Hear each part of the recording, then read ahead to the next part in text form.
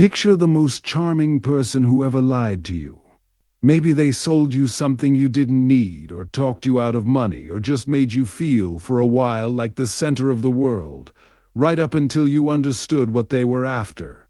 Now watch what they did, move by move. They were fascinated by you, asked about your life, and actually seemed to listen. They remembered your name, your kids' names, the thing you'd mentioned once in passing. They made you feel important, and they meant for you to feel it. They never argued. When you pushed back, they said you had a point. They appealed to your better nature, your generosity, your good judgment. They told you what kind of person you were, and it was flattering, and you wanted to live up to it. Every one of those moves is something we spent this season teaching you. The rapt listening, the remembered name, the feeling of importance, the refusal to argue, the appeal to your better nature, the flattering reputation held out for you to live up to. The charming stranger who fleeced you ran the exact playbook we built, beat for beat, and it worked perfectly because the playbook works. Never once asks who's holding it. That is the accusation that has trailed this book for 90 years. That it isn't really about friendship at all.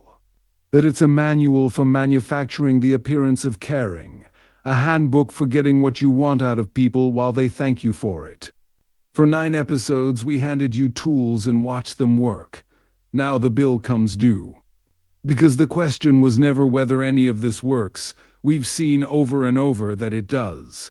The question is the one underneath. When you use these techniques, are you becoming a better person or just a more effective one? And the people on the other end, are they being cared for or are they being handled? I'm not going to talk you out of the worry. I'm going to make it worse first, because it deserves to be taken seriously. And then I'm going to tell you the honest answer, which is not the comfortable one. Let's make the case against this book as strongly as it can be made, because it's stronger than its fans like to admit. First, the techniques are morally empty. Not bad, empty. They work for a saint and a swindler with exactly the same efficiency. The cult recruiter makes you feel important. The abuser love bombs you with attention. The exploitative boss gives you a fine reputation to live up to and then works you half to death inside it. There is nothing in the methods themselves that resists being used against you. A knife doesn't know if it's in a surgeon's hand or a mugger's. Remember the small, warm moment from this season. The man who told a bored postal clerk he envied his head of hair just to brighten a stranger's afternoon. The love bomber does the identical thing on a first date, and the recruiter does it on your doorstep. Find the one true thing to praise, and watch the face open up. Same move, opposite purpose, and the technique cannot tell them apart. Second, and worse, there's a paradox sitting at the center of the whole thing. The book asks you to perform sincerity, to remember to be interested, to make yourself find something to admire. But if you have to remind yourself to care about someone, in what sense do you actually care? A feeling you switch on for an advantage isn't the feeling, it's a costume of the feeling. And a costume, however well tailored, is exactly what the con man is wearing. And third, listen to the title again. How to win friends, win them, the way you win a prize or a bet.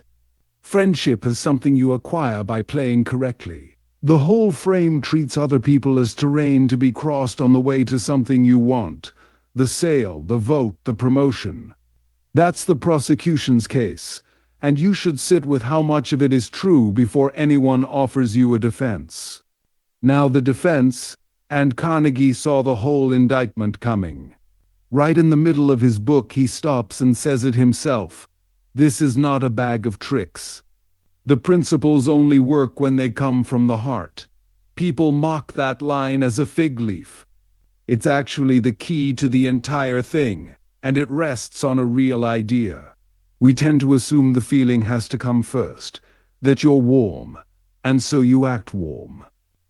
William James, the father of American psychology, argued it runs the other way too. That action can produce the feeling, not just express it. You don't only smile because you're happy. You become a little happier because you smile. Carnegie boiled it down to 5 words he made his students chant. Act enthusiastic, and you will be enthusiastic. And he was reaching, whether he knew it or not, all the way back to Aristotle, who taught that we become just by doing just acts, and brave by doing brave ones, that you build a virtue by practicing it before you have it. So look again at what the techniques actually ask. Find one honest thing to admire in the bored postal clerk and say it. Make yourself sit in the tax inspector's chair and see it his way. Do that on purpose as an exercise 100 times, and somewhere in there the exercise stops being an exercise. The attention becomes real attention. The interest you faked becomes interest you have. The technique was training wheels, and one day you're just riding. That's not fraud. That is more or less how every decent habit a human being has ever owned got built, by doing it before you felt it. And there's a hard-headed point underneath the philosophical one. Insincere technique mostly fails anyway. People can feel the difference between someone who's interested in them and someone who's interested in their wallet. Flattery gets found out. The tools work best and longest precisely when they're true. That's a good defense. It's good enough to believe. And it does not close the case, so we're not going to pretend it does. The training wheels argument only works if the wheels eventually come off, if the practiced warmth turns into the real thing. But nothing in the technique makes that happen. Nothing forces it. You can run these exact moves for 40 years and never once mean them, and they will keep working the entire time. The con man's wheels never come off, and he retires comfortable. The book offers no mechanism, none, that converts the effective person into the sincere one. It just hopes you'll make the trip on your own. And here's the part that should genuinely unsettle you. From the outside, the sincere person and the skilled manipulator are identical. Same lean in, same remembered name, same warm appreciation. You cannot tell them apart by watching, which means the better you get at these tools, the harder it becomes for anyone to read your real intent. But it's worse than that, because from the inside you can't always tell either. You can run the moves so smoothly that you convince yourself you're being kind when you're only being efficient. The book hands you instruments good enough to fool the people you use them on, and good enough eventually to fool you about your own heart. Take the hardest real case from this whole season. A man walks into a hall full of miners who, a week before, had wanted him hanged, the most hated name in Colorado, and instead of terms or threats he opens with, "We meet not as strangers, but as friends," and tells them he spent days in their camps, in their homes, with their wives and children. The room turns. Zell asked the finale's question of that moment.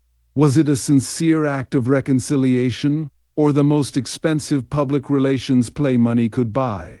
The honest answer is that it was both, braided together so tightly that probably not even the man himself could have told you where the genuine feeling stopped and the strategy started. And if he couldn't be sure of his own heart in that room, what exactly makes you so sure of yours?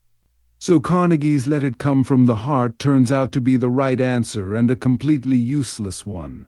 Right, because the heart is the whole ball game. Useless, because the technique performs identically whether your heart is in it or not, so the book itself can never tell you or protect you from which one you're doing. The one safeguard that would matter is the one thing a book of techniques structurally cannot give you. So, manipulation or sincerity? The honest answer is that this book is both at once, and which one it becomes for you is decided by something it never mentions and cannot install: what you actually want from people. If you want people, their company, their flourishing, their good, then these techniques are nothing more sinister than good manners with the reasons made visible. They're the mechanics of treating someone as if they matter, practiced until they do. But if what you want is things from people, the very same techniques become a crowbar, and a frighteningly effective one. The methods are identical down to the last gesture. The hand on them is the entire difference. Carnegie could not write sincerity into the book, because sincerity was the one ingredient he needed you to supply, and he just quietly trusted that you would. That's the thing the title never warns you about. How to Win Friends and Influence People looks like a book about other people, how to read them, move them, win them. But every technique in it is really a mirror. The whole time you thought you were learning to handle everyone else, the book was running a quiet test on you. So we're not going to give you the comfortable ending, the one where Carnegie turns out to have been all heart, and you can close the book with a clear conscience and go practice your active listening. That ending is a lie, and you'd feel it. Here's the true one instead. Every technique from this entire season is sitting in your hands right now. They're loaded. They'll work tomorrow morning on the very first person you talk to. Whether that turns out to be a kindness or a con is not up to Dale Carnegie, and it never was. The most important thing about the way you treat people was never the technique at all. It's whether underneath it, you actually care about the person in front of you. Settle that. Really settle it. And the book finally becomes safe to pick up. That's the season. Thank you for watching.